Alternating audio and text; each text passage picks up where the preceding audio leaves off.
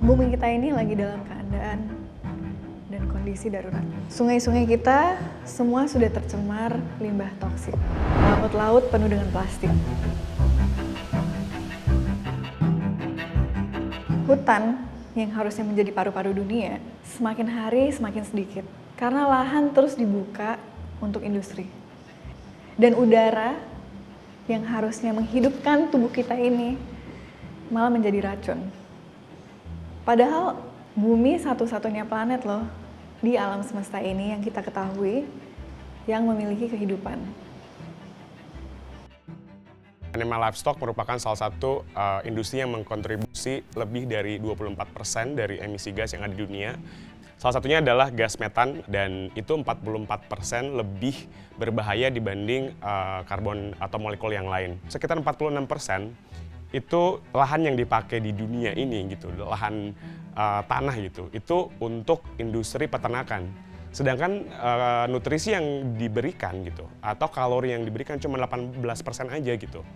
Greed ya, the feeling bahwa the world is not enough. Sebetulnya dunia ini, bumi ini udah diciptakan Tuhan itu dengan abundance, ya keberlimpahan. Jadi itu sih kuncinya. Jadi mentality scarcity versus abundance.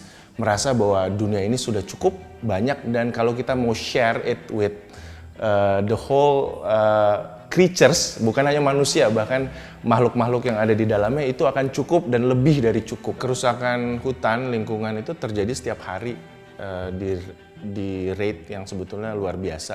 Ya, setiap tahun kita kehilangan ratusan juta hektar hutan dengan segala keanekaragaman hayati yang ada di dalamnya. Dan kalau kita berpikir itu jauh secara fisik, ya jauh dari kita, tapi sebetulnya sangat dekat. Karena kita adalah konsumen, kita semua take our share terhadap kerusakan yang terjadi di hulu. Kita yang ada di hilir sebetulnya bisa berkontribusi dengan cara mengambil keputusan-keputusan konsumsi atau keputusan-keputusan sehari-hari yang sebetulnya berpihak kepada lingkungan. Minimalisme sama sustainability atau gaya hidup minimalis dan gaya hidup berkelanjutan itu ada loh korelasinya. Korelasinya adalah ketika kita bijak dalam berkonsumsi, maka kita juga akan menghasilkan sampah yang lebih sedikit.